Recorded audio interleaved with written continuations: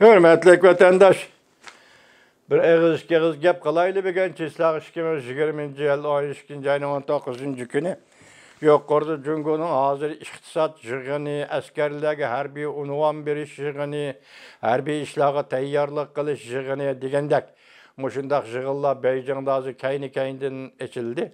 Onun üstüge hazır en ciddi münasebetler qatarida Avustraliya bilen Cungo'nun o'ttirsidagi ziddiyetler katkilishib ketdi. Cungo avval o'zi aldırap degandek yoki shundaq zaruriyatmi bilmadik. Va Avustraliyadan import qilinadigan kömür rodesi, tömür rodesi ve kömür. Bu ikkini import qilishni to'xtatdi. Kishilar shundaq deyishdiki, bu hozir Cungoda elektr stansiyalarining kömür bo'libmi elektr stansiyalarining hareket kelishini astalatdi, ta'sir qildi dedi. Onun üstüge tömür rodesi bu Cungoda ishlab chiqarilgan Polat tömür sanatiga ta'sir yetkazamdi. Qandaq degan savollarni qo'yishdi.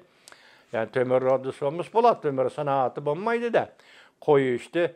Dal shundaq vaqtda 30 qavat, 20 qavat binada o'ltirdigan bu mayla lift yok. Yani asansörü yok. Bu binalar qandaq ömülep çıkıdı, qandaq ömülep düşüdü. Hazır tokның işi Cungoda yaman ciddilişip ketdi. Onun iqtisatның ahvalını başta yuqori so'zlab o'tdik. $2000 to'shib keladigan narsa hozir $3000, $5000. Masalalarga bosilgan sanduqlar uni ingliz nima deydi unutib qoldim. Malqachilangan sanduqlarni Shanghaydan Amerikaga kelib kelish, Shanghaydan Kaliforniyaga kelib kelish, Germaniya portlariga va Yevropaga menish. Bularning farqi $6000, oxiri Angliyaga berish $6000. Bu g'oyat zo'r chiqqan vatandash. Uning savdo tijoratidan kirgan foydasi qancha? Endi bu to'shish haq uchun bunchalar pul to'lish, foyda ziyoni to'layalamdi deydigan bir gap bor tijoratda. Hozir Jungo iqtisodi mushu yani tunigun oqshomdan aytganda uy imorat tijoriya mulkchilik uy imorat tijorati masalasida hozir uningda chataq chiqqandek. Hozir nurg'un uzun dokladlar e'lon qilinib, hozir uy imorat tijorati Cungoda şu halga keldi. Dal shundaq vaqtda hozir Amerikada hukumat almishi sharpsida turganda Wang Yi apandi dastlabda Amerikani haqoratlamasimi, lekin ayblab, tanqidlab degidek, uning kaynidan Zaytin shahrini planlatib degidek, masalan, bizning Amerika bilan ziddiyatimiz yo'q, ikkida tang foyda oladigan bo'lsak, bu boshqa davlatlarga ham shundaq dedi. Wang Yi apandinin bu usulü qattiq qo'l bo'lish va yumshoq qo'l bo'lish ikkisini birdek ishlatish. Endi hozir Cungoni o'zgartiman, Jungo hukumatini og'diraman deydigan xiyollar yoki bundaq harakatlar borish kelmas ketdi. Tarixda Jungo shundaq jahongir davlatlarning shundaq bo'zak qilishiga uchragan degan edi. Wang Yi apandi, men sizga mushaar kelganda ikki jumla savol qo'yay. Amerika zaten sizge pekatli yaxşılık kılmadıma, Wang Yi apandi. Esinizde bolsun, kitap okuyduğun adetiniz bada. Onda qolsa siz Amerikalik tarixchi Jungar bir apandinin raqiblar ve ittifaqdoshlar degan kitobini o'qib beqqan. Kuomintang armiyasi Yaponiyaga qarshi turgan harbiy qurol-yarog' qayoqdan keldi? O'qib qo'ying Wang Yi apandi, kitap o'qib qo'ying.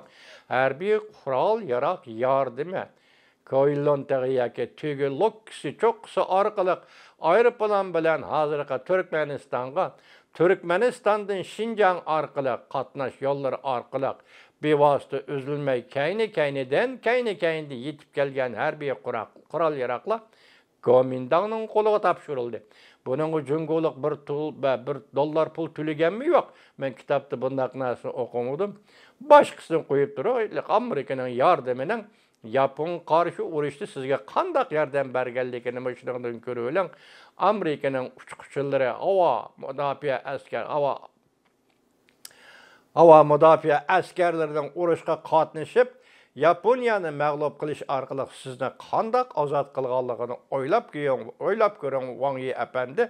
Agar shu urushlar bo'lmasa, agar Yaponiyaning mag'lubiyati bo'lmagan bo'lsa, minister Wang Yi apandi sizga bu ministerlik, tashqi ishlar ministerligi qayerdan kelgan bo'ladi Wang Yi apandi?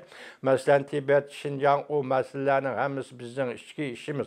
Qachondan boshlab sizning ichki ishingiz bo'lib qoldi Wang Yi apandi? Bu işler neymiş ki sizin içki işiniz? Neme asasınız var? Neme kanun? O kanun siz düzgen kanun. Siz düzgen kanunun Tibetli Uygurlarla neme alakası var Wang Yi apandi? Ya ki siz bizden canıcan menfaatimiz divalıgan neme alakası var? Hiç kanda alakası yok. Wang Yi apandi bir kitap okuyan. John Garver'ın şu kitabını Amerikalı tarihçi, rakipler ve ittifaktaşlar şu kitabının Xitayca tercümesini okup koysanız, Amerika Qo'shma Shtatlari sizga qanday yaxshiliklarni qildi? To'liq bilalaysiz Wang Yi apandi. To'liq bilalaysiz. Masalan, Moskva turishliq shu vaqtdagi bosh elchi Xariman, Chungchun Gomindan hukumat turishliq shu vaqtdagi bosh elchi Xirli qanday buyuk ishlarni qildi? O'ylab ko'ring, masalan, Xinjiangni sizga qo'shib berishdi bu diplomatlar qanday buyuk ishlarni qildi? Amerika sizga hargiz yomonlik qilgan emas, Wang Yi apandi. Sizni bo'zak etgan emas, bo'zak etadigan kunlar kelmas ketdi debsiz, yordam beradigan kunlar yana keladi deb qo'ying. Amerika sizga yana yordam qilishi mumkin, Wang Yi apandi. Bundaq bema'nilik bilan yoki hali hammasiga qari chaplash, hammani inkor qilish shaklida o'ttirg'i chiqib olib, nimaki shuni so'zlavasi bo'lmaydi. Wang Yi apandi, siz bir davlatning tashqi ishlar ministerisiz. Burunda eng mühim narsa evvel özünü tutabiliş ve şu devletin ahlakı boyunca, ki xalqaro prinsiplar boyunca ikinci devletke muamele kılış bu nayeti doğru iş. Del vaktin tallap siz hazır. Demek aldığınızda birinci ay kilidi Amerika'da hükümet almışydı o deylik. Siz bu arkalık Joe Biden hükümetine signal verivatkan bolsunuz gerek. Hazır Joe Biden hükümetinin cungu siyasete oturgu çıkmadı. Qaraqsaraga kirgandan keyin siyosat qanday belgilanadi? Shu vaqtda gap qilsangizmi, aldirab, tinib o'tirib chiqmasangizmi bo'ladi deyman. Wang Yi, minister Wang Yi apandi.